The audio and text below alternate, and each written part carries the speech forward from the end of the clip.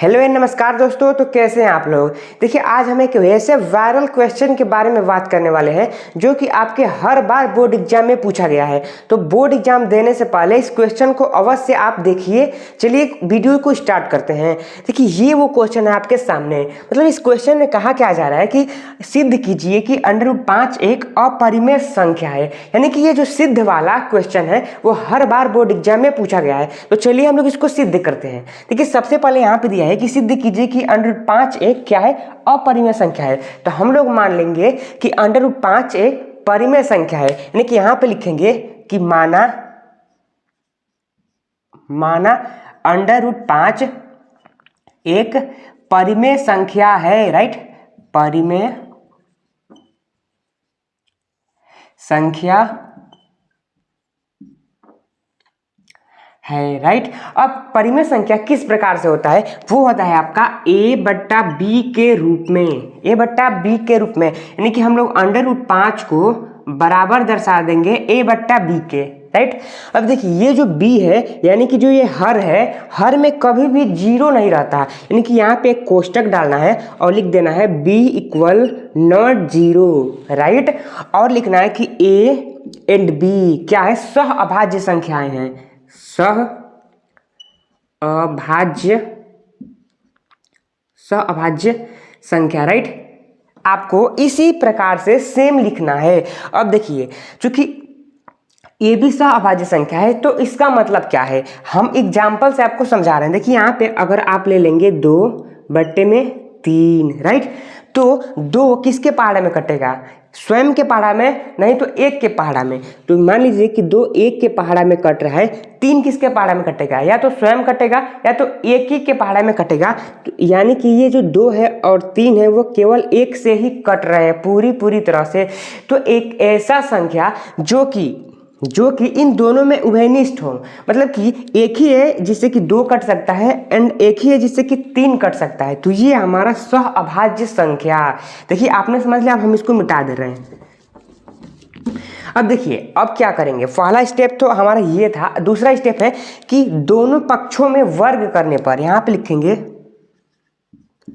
दोनों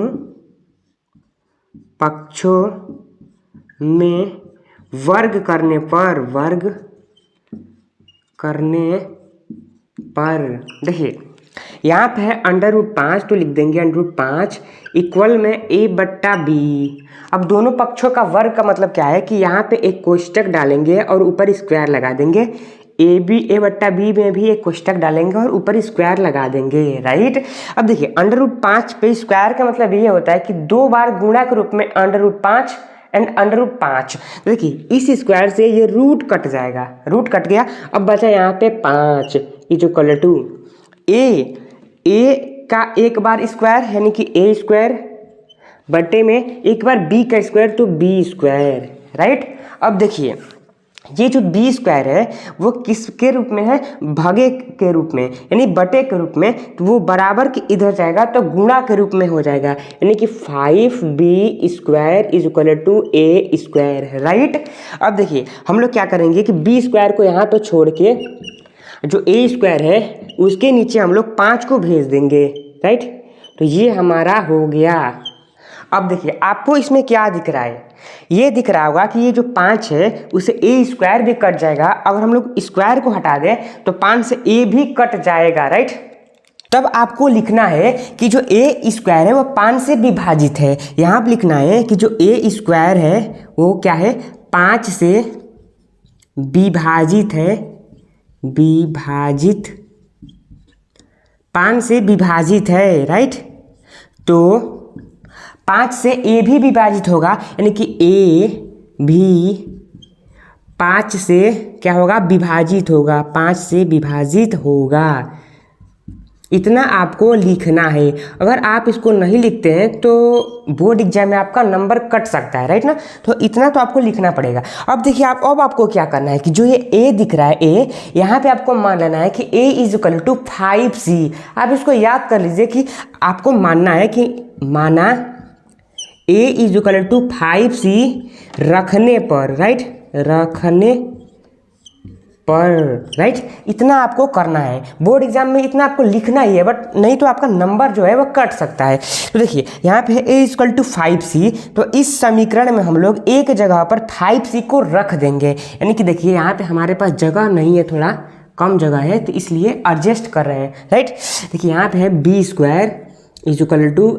a² बटे में 5, तो यहाँ पे लिख देंगे b² = देखिए a² है, इसके जगह में हम लोग क्या लिखेंगे 5c पे स्क्वायर, यानी कि 5c पे स्क्वायर बटे में 5, राइट। इतना आपको लिखना है। उसके बाद से फिर से करना है b² = अब देखिए 5 का स्क्वायर करेंगे तो कितना होगा 25, तो यहाँ पे हो जाएगा 25, c का स्क्वायर कितना होता है c² बटे में 5, राइट। इतना आपको समझ में आया।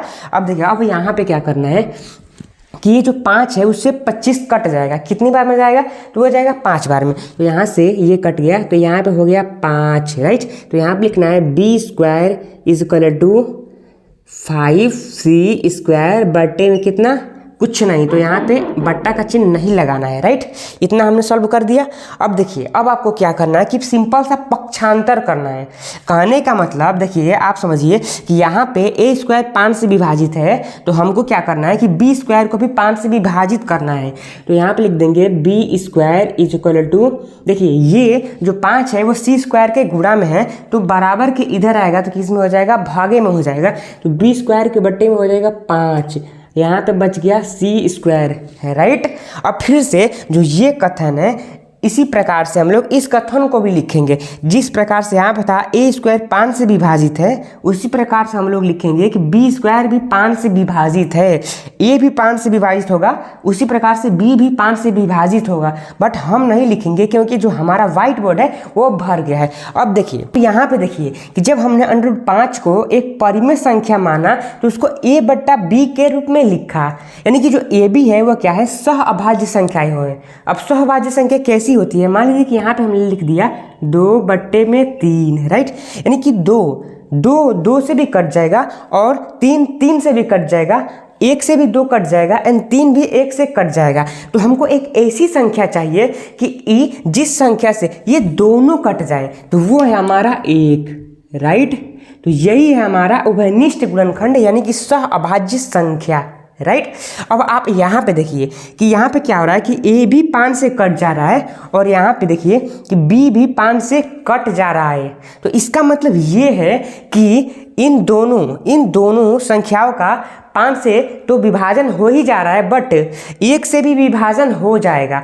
मान लीजिए कि यहाँ पे एक संख्या है 4/2, राइट, तो 4 है वो 1 से तो कट ही जाएगी, तो यहाँ पे लिख देंगे 1, एंड जो 2 है वो भी 1 से कट जाएगा, तो हो जाएगा 2, एंड देखिए ये जो 2 है वो 2 से भी कट सकता है, एंड जो 2 है 4 है वो भी क्या है 2 से कट सकता है। तो अब आप देखिए कि 4/2 का 2 गुणनखंड हो गया, यानी 1 से भी कट जाएंगे और 2 से भी कट जाएंगे। कुछ इसी प्रकार से a 5 से भी कट जा रहा है और b भी 5 से कट जा रहा है, राइट। और जो परिमेय संख्या है वो उनका केवल एक ही उभयनिष्ठ गुणनखंड होना चाहिए, और यहाँ पे 2 उभयनिष्ठ गुणनखंड हो जा रहा है, राइट ना।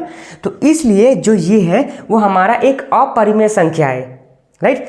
तो अगर आपको ये वीडियो अच्छा लगा होगा तो आप हमारे चैनल MK स्टडी सेंटर को सब्सक्राइब कर दीजिए इस प्रकार के वीडियोज़ को देखने के लिए। तो धन्यवाद, मिलते हैं अगले नए वीडियोज़ में।